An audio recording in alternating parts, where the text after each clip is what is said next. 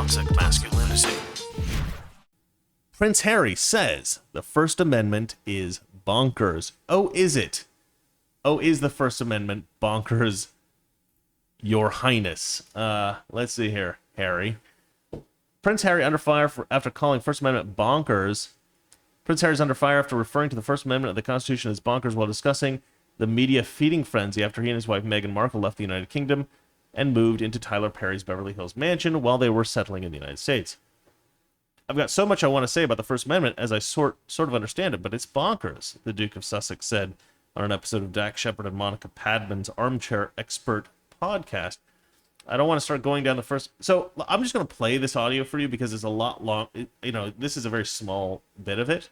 And I'll be honest, I don't really understand what he's trying to say. I don't understand what he's trying to say. And I think a lot of that comes from... Yeah, I'm not going to read what people are saying because I want you guys to come up with your own ideas about this. I would rather than to read a bunch of other people. Ted Cruz is usually spot on. Dan Crenshaw is usually spot on. I want you guys to listen to this and tell me what you think because it's really weird. I mean, what he's saying is some of the things he's saying kind of make sense and other things that he's saying don't make any sense. And I just don't understand. I don't understand if I agree with him or if I disagree with him or exactly what he's trying to say because, well, we'll get into it, but he throws in social media in there, right? He throws in social media and he says like, okay, so there is this commercial interest, and he somehow suggests that making money is corrupting the First Amendment, which I don't actually really agree with. I don't think that making money is in any way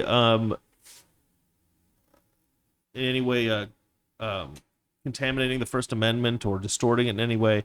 I don't think Twitter or YouTube or Facebook censors people primarily because of commercial interests. I mean, maybe they do, but certainly not political speech. There's no commercial value in saying that my channel is not allowed to distribute the videos that I produce broadly among the population. I don't think there's anything that I say that is hurtful to anyone or harmful to anyone or is in any... I mean, you could say that anything's hurtful, right? I mean, I could point to a girl and say, I think shirts are hurtful and the fact that you're wearing a shirt hurts me and therefore... From now on, you need to when you approach me, you need to not have the shirt on. Anybody can say anything's offensive to them, right? But it's whether or not we take that seriously or we prioritize the people who are claiming to be victimized by stuff, or if we prioritize people's right to speak and express themselves. And forever in this country, we've always prioritized people speaking and expressing themselves until social media, and now we have this problem. But I cannot tell exactly what Harry's saying here. So I've listened to the thing. We're going to listen to it again. We're going to listen to a kind of a longer version than you'll hear anywhere else. I'm going to play quite a bit of this this podcast. Let's see if I can turn my headphones on here. All right, let's...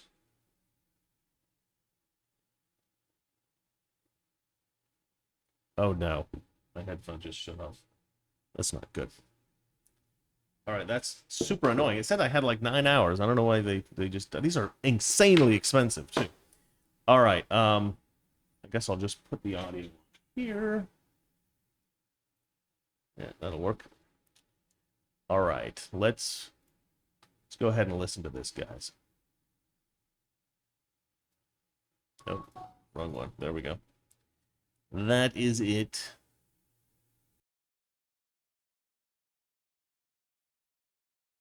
Well, first of all, the people that are taking photographs and making money off of your life and your misery are probably the same people that really enjoy your movies. Hopefully. Yeah, I'm exactly. a big fan of Employee of the Month, by the way. Oh, thank you. But I guess my point is the way that I look at it, especially now living here 1 hour outside LA, like it's a feeding frenzy here. Yeah. Like, we spent the first 3.5 months living at Tyler Perry's house. Okay. Right. He let us stay. And the Squatting it. helicopters, the drones, the paparazzi Wow. cutting the fence, like, it was madness. Yeah. And people out there, their response was, well, what do you expect if you live in LA? It's like, okay, well, first of all, we didn't mean to live in LA. This is like a Right. staging area before we try and find a Yeah. house. Yeah. And secondly, how sad that if you live in LA and you're a well-known figure, You should that not be You able just to. have you just have to accept accept it. it, And, yeah. and the You have to live indoors. Yeah, and the first lot of security we had said, I said, well, where's the safest place? He said, inside. Ugh. And I said, sorry, so just because I'm a well-known person, You can't go outside anymore. you can't go outside anymore? That's what you wanted, Harry. Yeah. You wanted to not go outside. You've always wanted that. But it's really, really sad. And of course, their argument is from the paparazzi and everybody else is like, oh, if you're in the public space, then it's absolutely Yeah. fine for us to do it. It's like, Yes. so what is our human right? Okay, I just want to interject here and say that I do have some sympathy for people who are sort of forced by the paparazzi to be, you know, for their every move to be photographed and to be followed and all this kind of stuff. I don't like that. I think there should be some kind of conditions on that. I think that you know, you could make laws specifically about that. I don't have a problem with that. But he's sitting here and complaining about the paparazzi thing.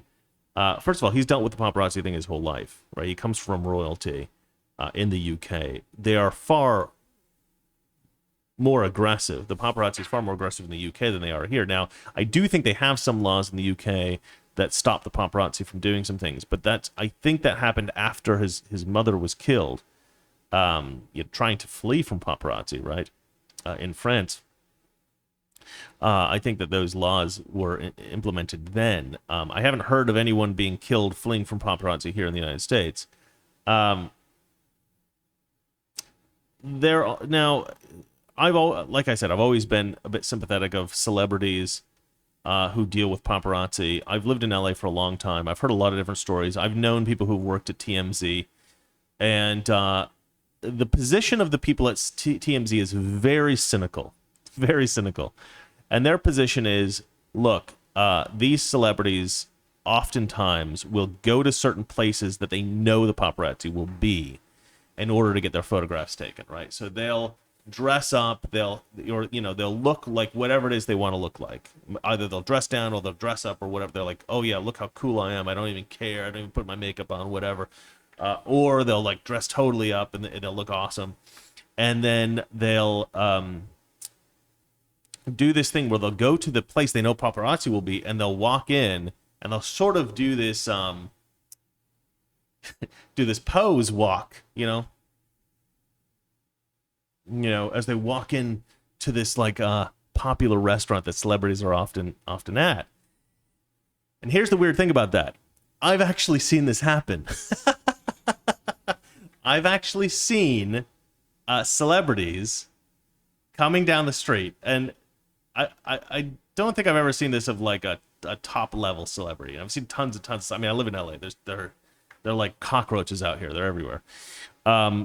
Like lower level celebrities, like celebrities on TV shows that aren't very popular, will go walking by paparazzi, and you'll just see them sort of like walking like normal, and they'll see the paparazzi, and they'll kind of do something where they'll either get on their phone or they'll get off their phone or they'll change what they're doing in some way, very obviously, and they'll change their posture and they'll put on this look, like, okay, go ahead and take my picture. Yeah, I'm a celebrity. I'm very cool.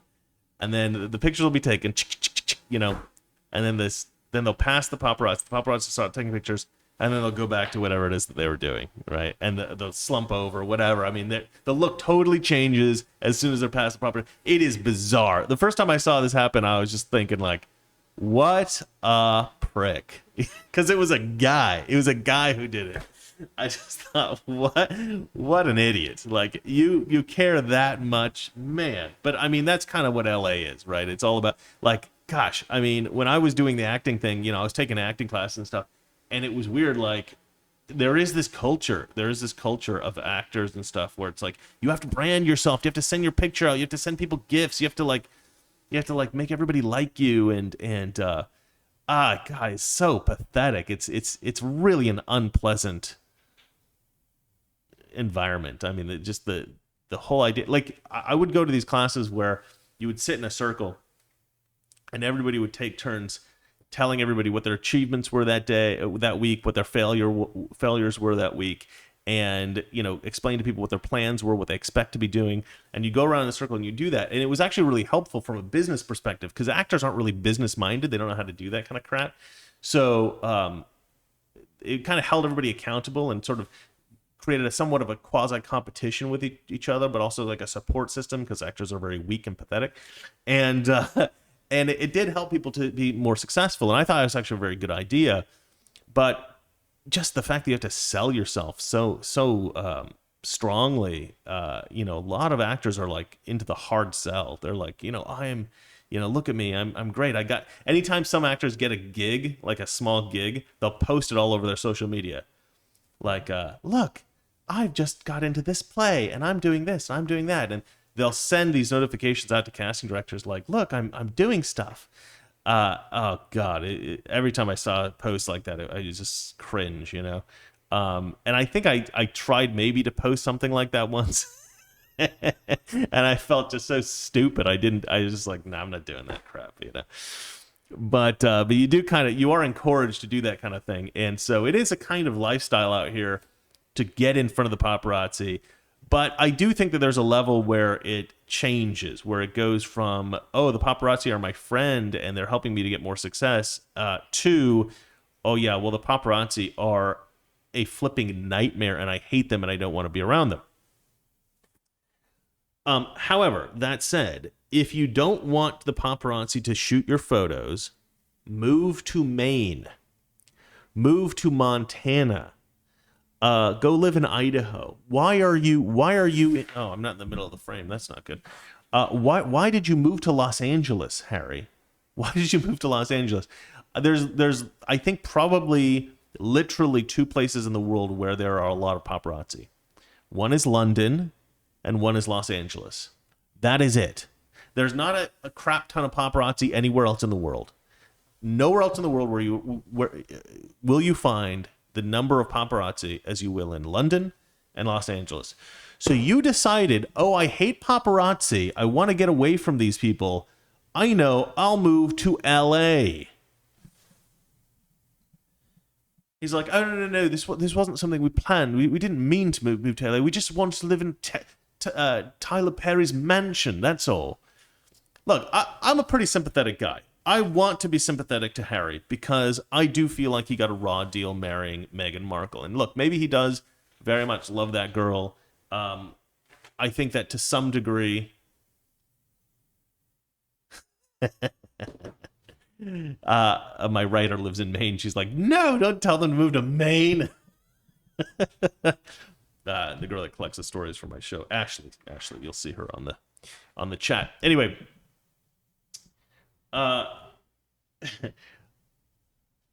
yeah, he's pretending like, oh, this was just a transitionary move. We didn't really want to live in LA. You literally could live anywhere you want in the world. The only reason you're saying this was just a staging area while we looked for a house. This is just a staging area.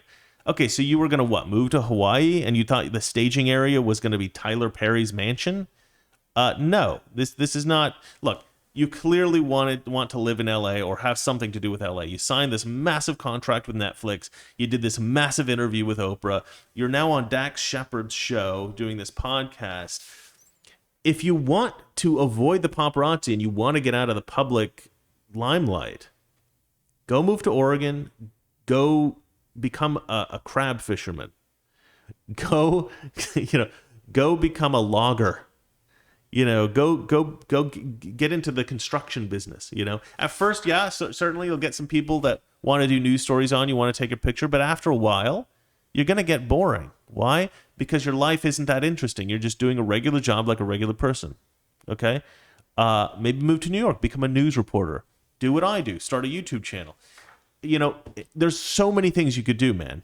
There's no reason for you to move to Hollywood where there's tons of paparazzi and then act all surprised like, I don't understand. I moved to Hollywood and all these paparazzi were around me. You are the Prince of England.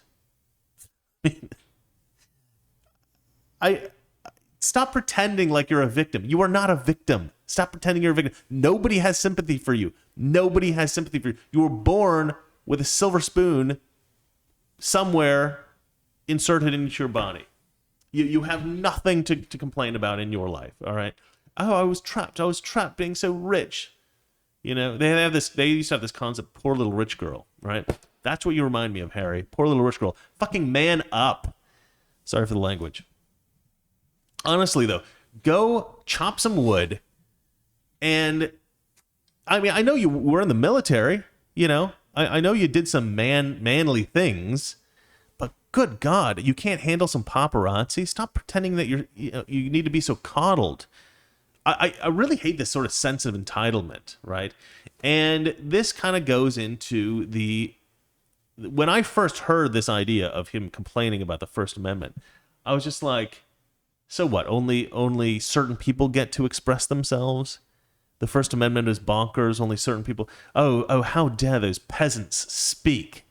Unbelievable. Only I should be able to express my ideas. The peasants, they shouldn't be able to say anything. But again, I don't really understand.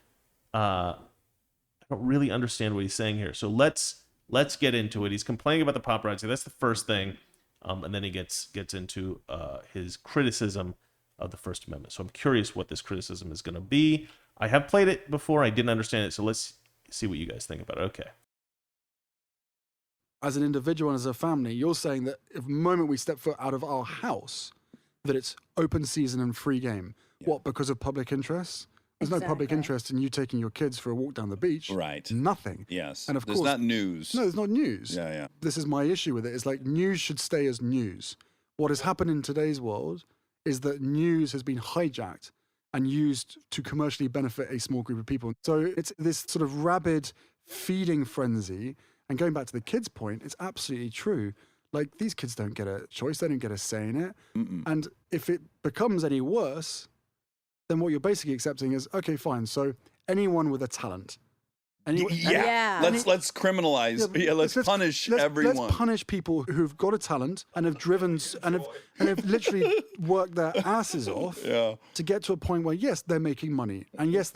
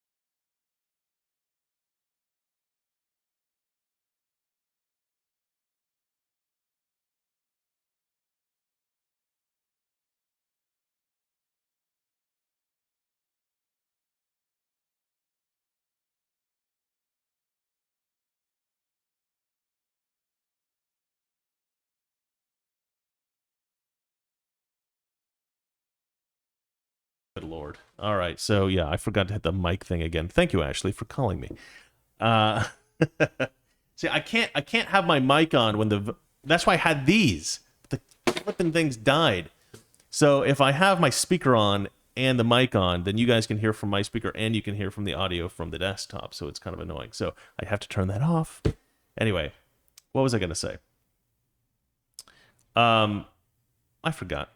Well, what was he saying? What was he saying? It doesn't matter. It doesn't matter. Now I've forgotten. Let's just listen to the rest of what he has to say here.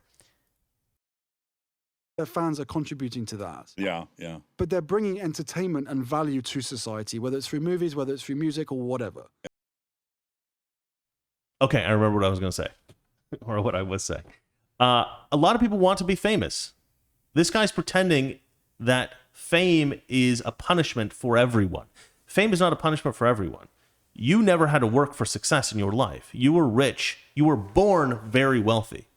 You were born one of the richest people in the world. So for you, you're never going to appreciate fame in the way that some poor person who needs attention, like Dak Shepard, actually. Dak Shepard, the guy that's interviewing him, he's a famous actor and comedy actor, whatever.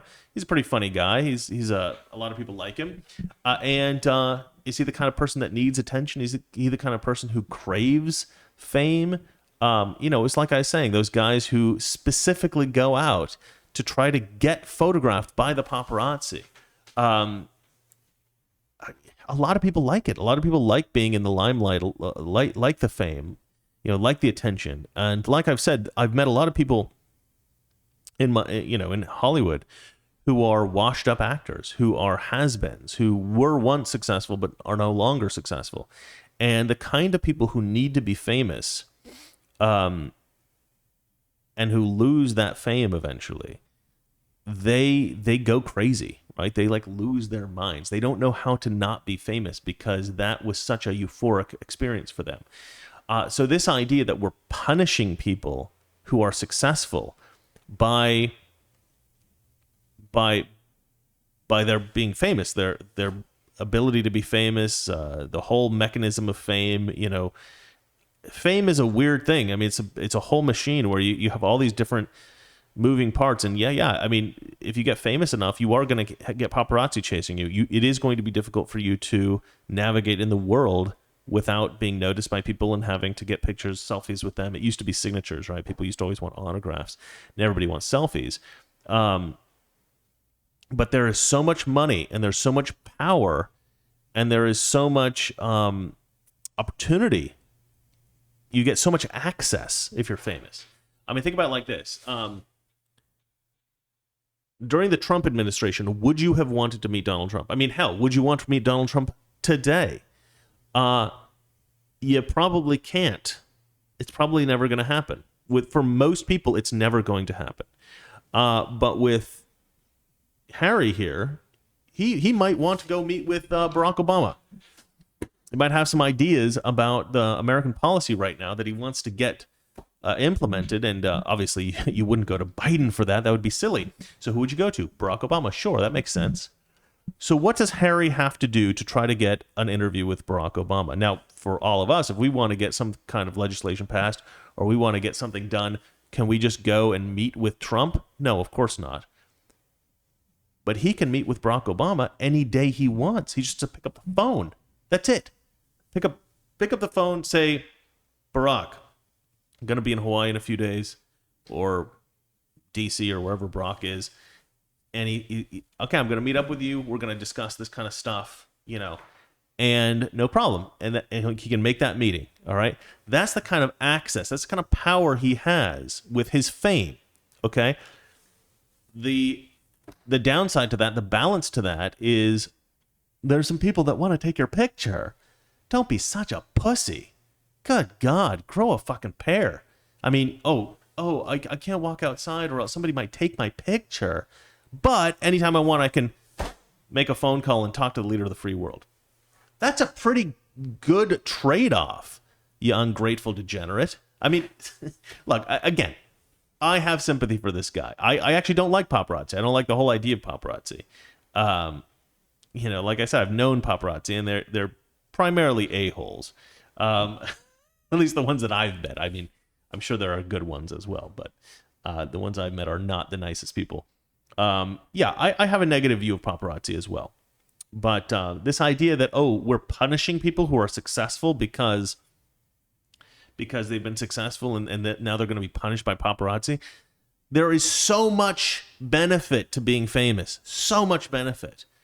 I sometimes talk about that, right? I mean, I sometimes talk about that. I was very poor before I started my YouTube channel. I was barely functioning, barely able to pay my rent. And then I got my YouTube channel, and now I make enough money I can live fairly nicely. And the truth is, I am a couple of steps away from Trump. Like, I could potentially get a meeting with Trump. You know, I mean, I have never done that. I've never tried to do that. I don't know how easy that would be. Probably be somewhat difficult for me. I'm not like super famous or anything, but I could potentially do it, right? I could potentially get a meeting with Trump. I could potentially see myself talking with him at some point. And that's like a big deal. You know, you don't really think about that too much in everyday life. But I sometimes do think about that kind of stuff because I got my show and I produce content and I am trying to shift the culture. And you think, you know, one day you could find yourself in a position where you meet Donald Trump. I mean, that'd be quite cool, right? He was the president of the United States, probably one of the best presidents we've ever had in ever. And I could meet with that guy and I could talk to him and I could present ideas that I have to him. And that could happen. I mean, how lucky am I? You know, and I'm just incredibly grateful to have that opportunity. Not that I've done it, not that I've actually had that specific opportunity, but you know what I mean? Like, I am in a place where I have a lot more access than ordinary people to a lot of things that other people would want access to, but they just don't have. And this guy, Harry, he's got access to just about everything he wants in the world. And he's complaining because people want to take his picture. I don't like paparazzi, but nobody cares, Harry. Nobody cares. Nobody has sympathy for you. All right, moving on. Yeah. So if you continue to chase them and their kids, you're probably going to not just stop them from wanting to go to work. You're certainly going to put their kids off ever wanting to. So it kind of is self-defeating. It's a weird one. So having moved, it got better there? Yeah, way better. Oh, good. But just 2 days ago, Orlando Bloom sent me a message because he's down the road and we sort of keep in contact because of the paparazzi. Yeah. He sent me a photograph, which his security got, of this long-haired guy with a beanie on with his earpods in, with his massive camera lying in the back of his 4x4 truck, blacked out windows, a woman driving, who she likes the sort of the peace sign where she's sitting there as a distraction. And he's laid down in the back of this truck, taking photographs of them out with their kid. Yeah. And whoever else is in that area. Yeah. How is that normal? How is that acceptable? Yeah. Well, when we took this on, I didn't try for a second to say legally this shouldn't be allowed, because I know our First Amendment is such that it is going to protect the press, as in some ways it should. It's the fourth estate. That wasn't my argument. My argument was, you know what else isn't illegal? Shitting on your dining room table. Mm-hmm. It's not illegal. You could totally do it. You wouldn't do it because you're not a monster. So it's illegal to run into the cinema and shout fire. Yes, that's true. But there's other reasons you wouldn't do something other than the law. You know what I'm saying? I would implore people to not evaluate, well, anything that's legal I should be doing. So shitting on my kitchen table I should do because there's no law against it. That's not how one's brain should work. Well, All right, so I should give you a little tiny bit of background here. So Dax Shepard and his wife tried to petition newspapers around the country to stop letting paparazzi take pictures of kids, of celebrities' kids, which I think is actually a very valiant effort. I think that's a good thing to do. And he said there's just a couple of publications that refuse, I think, TMZ, and he said like Daily Mail or something like that. If I had a publication, I probably wouldn't sign on to an agreement to do that, but not because I would encourage my reporters to take photos of celebrities' kids. If I had that kind of business, I would probably tell my reporters not to do so. I mean, maybe I would sign a pledge to do that sort of thing. I don't know. It doesn't really matter because you sign a pledge. What does that mean? That means that you are going to make best efforts, right? And a pledge is nothing. It's not legally binding. It doesn't mean anything. It's toothless, right? So, I mean, a lot of these publications probably still will publish photos. A lot of these publications probably would never have done that anyway. They're not in that business, right? The publications that are in that business, paparazzi photos and stuff like that, they want to allow themselves to still be free to do it if they feel like there's a news story there. And of course, there's no magazine that would not publish a photo of a celebrity's kid if it was a massive news story. So this idea that they've got this, I don't know, if a newspaper or a magazine wants to avoid taking photos of celebrities' kids, I think that's good. I think that's fine. I think that's great.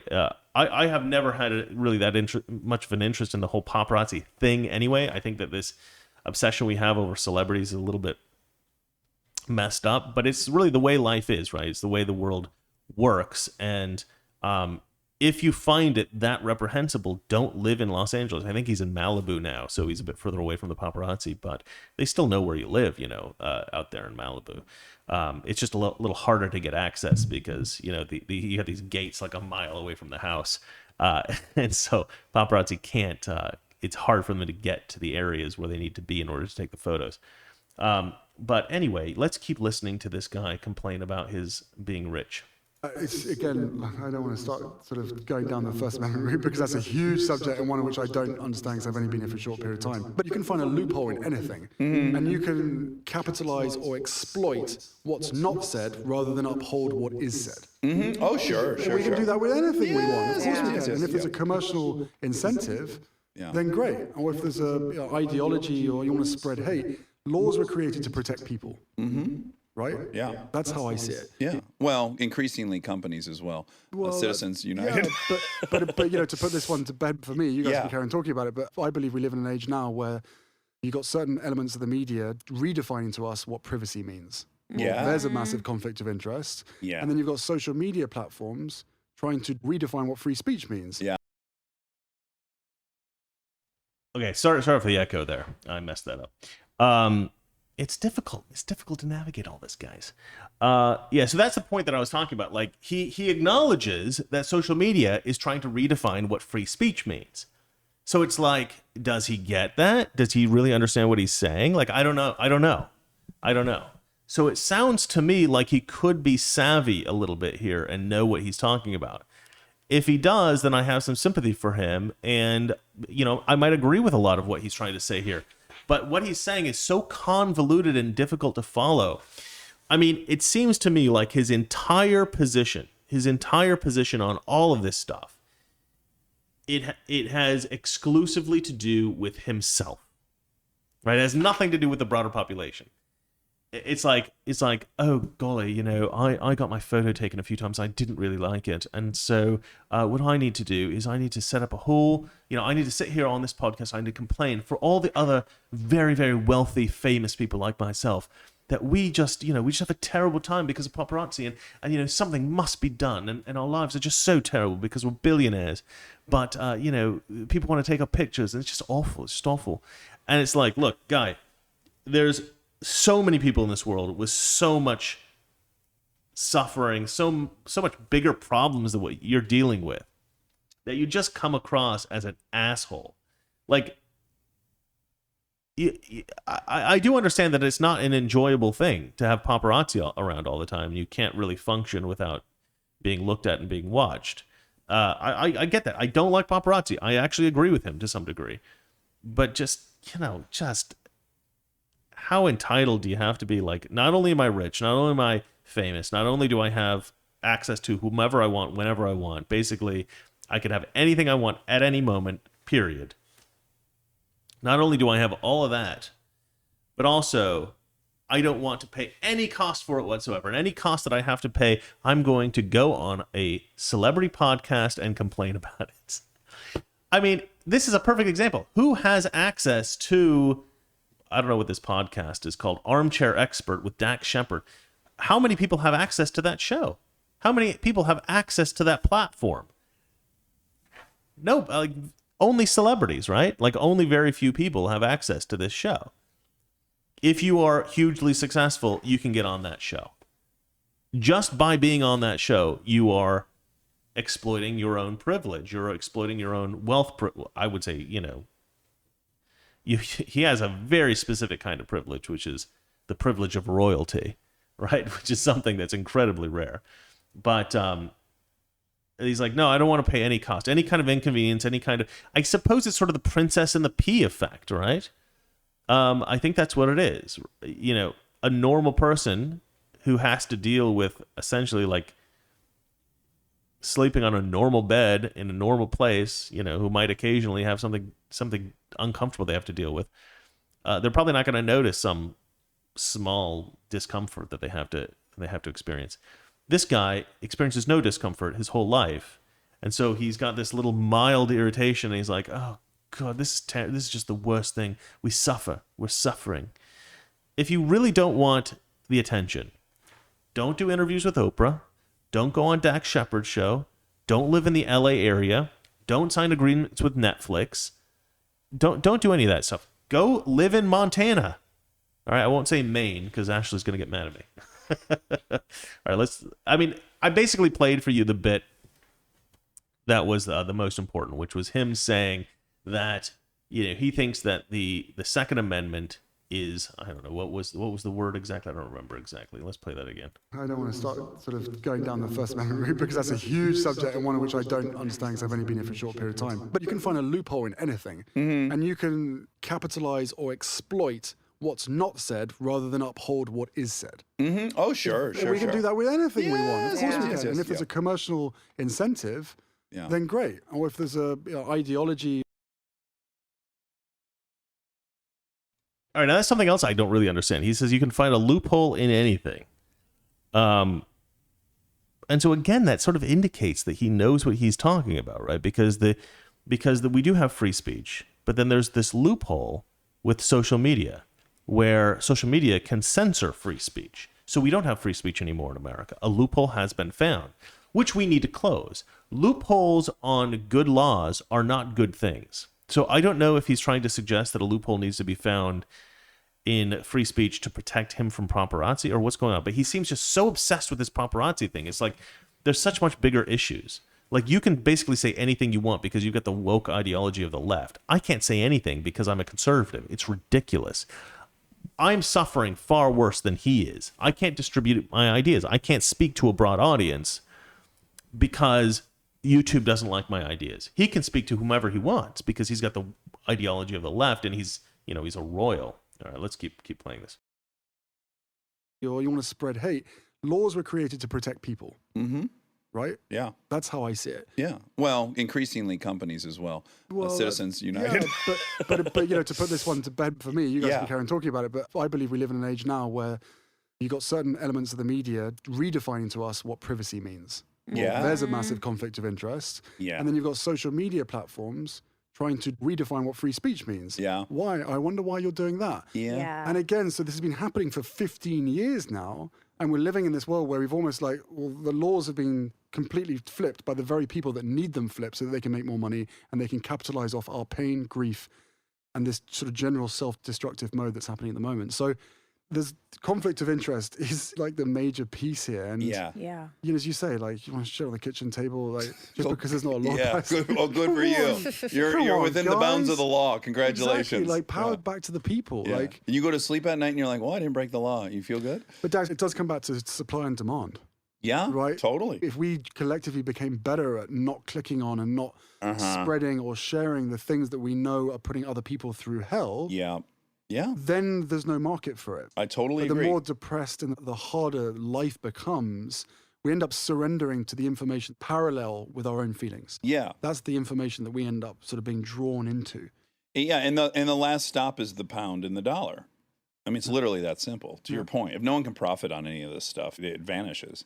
Okay. That was fun. Cheers, Yeah. I got so much I want to say about the First Amendment. I still don't understand it, but it is bonkers. It is bonkers. So, having been born in the Truman Show, Right, so he says the First Amendment is bonkers, and that's what everybody's getting annoyed about. And again, it seems like something that's exclusively about him and the paparazzi, and that's it. And he's trying to say, he throws in this line here, power needs to go back to the people. I mean, I agree with that in terms of free speech. But that's what free speech allows. It allows the people to be empowered by being able to speak freely, right? So this idea that the First Amendment is bonkers, you got it twisted there, buddy. What you're saying doesn't make any sense. You're saying that somehow we have all these capitalist incentives, which somehow encourage people to say things that are, or do things that are bad or something, or like it somehow distorts the First Amendment in some way. I don't understand that. I don't understand where he's coming from there. This sounds like some kind of like socialist screed that I'm not following, right? I don't know where he's coming from. I don't know what he's trying to say. He he was not clear at all with what he was saying. Now, maybe you guys can tell me in the comments what you think he was trying to say. Maybe you can clear it up for me, but I don't understand it. He says that people are incentivized by money. Okay, but that's always been true. And therefore free speech is distorted. I mean, certainly you had something called the yellow press back in the day where, newspapers would write sensationalized stories to get people's attention. And certainly money has, to some degree, influenced the amount of reporting that's gone on about Trump, right, during the Trump administration. I mean, it was just Trump, Trump, Trump, Trump, Trump, Trump, Trump, Trump, Trump. I found this video the other day that I had saved. It was Ted Koppel, and he was saying that his guess was that as soon as Trump was out of office, CNN ratings would plummet. And it's actually quite funny. He's doing an interview with who's that fat turd on CNN? Brian Stelter. He's doing this thing it's like a roundtable with Brian Stelter. And as he says this, Brian Stelter's like, no, that's not true. That's not true. And Ted Koppel's like, yeah, it is. And look what's happened. The man is a prophet, right? He can see the future. Prophet? That's not right. What is he? He's a anyway, whatever. Soothsayer. He can tell the future. Hey, buddy. But I mean, I guess it's pretty easy to read those tea leaves, right? Everybody kind of knew that the only reason CNN was still staying afloat is because they were obsessed with Trump, and everybody wanted to hear everything about Trump all day long. I mean, CNN essentially became a tabloid rag during Trump's time in office. It was, what's Trump doing? What's Trump doing? What dirt can we make up on Trump? What sensational story can we talk about Trump? So yeah, in a way that it did distort the news in that way. We shouldn't have had that coverage. But I'll tell you what, it's not all driven purely by capitalism. It's not purely driven by money. And we know this because a news media source of any kind, TV show, paper, whatever, that would express the truth would actually do better than CNN. And how do we know that? Because there are certain publications that indeed do better than CNN and do express the truth a lot of the time. And I know a lot of us don't like Fox because of the election. A lot of us don't like Fox because of stuff that's happened more recently. But Fox was a hell of a lot more honest than CNN. A lot of the stuff that was reported on Fox was accurate, especially on shows like Tucker Carlson. And a lot of the reports on Fox were accurate, where on CNN it was all sensationalized leftist BS. They were it was agenda driven. And you also see this on NPR. You also see, and NPR doesn't even have any income, right? They're all like paid for by donations and crap like that. They're funded by the government to some small degree. They have no. They don't rely on commercial money, on money. It's not a commercial business, right? And yet they lie a lot on their show too. They post a lot of crap that's wrong as well on NPR, on that, whatever you're going to call it, radio network. And PBS, same thing. They've all these places reported that the Hunter Biden laptop was Russian propaganda. They all reported that. That was all a lie. They all reported about Russian collusion. That was a lie. They all reported about Ukraine and Trump's phone call being some kind of quid pro quo. All a lie. These were all lies, right? All blue and on conspiracy theories, as I like to call them. And they reported on all these. And Fox didn't, right? Fox fought back on all this and pushed back on it. And so as much as you may not like Fox, they're at least a hell of a lot more honest than these other networks. But which of these networks made the most money? Fox, by about $1 billion. Okay, Fox made more money than all of the other news networks. I think combined. And it's like, well, they were telling the truth. Or at least, most of the time. So you know, it isn't really about the money. It isn't necessarily about the money. It is a little bit, you know, they're trying to follow the money and do what their viewers are going to like, or they think they're going to like.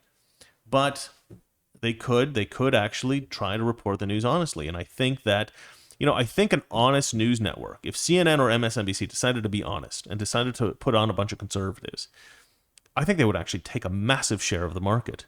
I think that if you had a balanced news network that tried to bring on people that explain things from the conservative perspective and brought in people that said things from, you know, presented the leftist perspective, that would be an incredibly successful network. I think Fox, to some degree, has been trying to do that, or has tried to do that for a few years. But the problem with that is that it's very hard to get leftists to come on to a conservative network now. And it's almost impossible to get a conservative onto a leftist network now. They don't allow that to happen. Yeah, so Prince Harry's comment that the First Amendment is bonkers, I think he's an idiot. I think that's all there is to it. I don't think you could possibly believe that thinking the First Amendment is bonkers in any way reconciles with the idea that we want to give the power back to the people. No. If you want to give the power back to the people, you reinforce the First Amendment, right? You regulate these social media companies so that they cannot censor political speech. That's it. But all he seems to care about is his own personal struggle with the paparazzi. That's his whole thing, right? He's got this one personal thing. And granted, you know, his mother died because the paparazzi was chasing her. So I do understand, you know, I have some sympathy for that. But nevertheless, do not preach at people from your ivory tower. You have no idea what average people go through. You have no idea the struggles of regular folks. I mean, I'm just trying to be given permission by the social media gods to speak. And you're sitting here saying, oh, but I have to endure the paparazzi. And look, maybe I'm reading this all wrong. Maybe he's a great guy, and he just expressed himself so unclearly that I don't understand him. But that's my take. That's how I perceive it.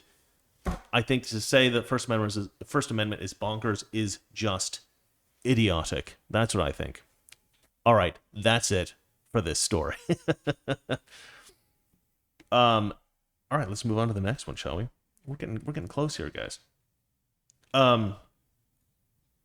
Joe Rogan fears giving into woke left. The woke left. Sorry, I'll read that again. Joe Rogan fears giving in to the woke left will result in straight white men losing their right to speak. Too late, Joe Rogan. Too late. It will result in. The hell are you talking about, Joe? It's done. It's done. It has resulted in. We no longer have the right to speak. You kidding me? I've been talking about this the whole show. I'm censored. You saw my numbers. Well, maybe you didn't. But I basically get over 90% subscribed views on all of my videos now, because YouTube refuses to distribute my videos to anyone who is not subscribed to my channel. This insanely restricts the amount of views that I get every day. On my videos, I get anywhere from 20,000 to 40,000 views on each of my videos. Sometimes it goes above that, but for the most part, that's about right. And I used to get, like, if I got 60,000, that used to be like a bad video for me. That used to be the very lowest end. That was an embarrassing video. If I got under 60,000, I'd be embarrassed. 100, 200,000, that was okay. Anything over 200,000 was a decent video. That was a good video, right? And then the really good videos were like 500,000. Those are kind of rare that I would get a video that successful. Because I'm pretty niche, and I do think that to some degree I have been censored to some degree, I think, by YouTube the entire time I've had my channel. I think as soon as I did my Gillette video, from that point on, YouTube knew who I was, and I was being censored to some degree.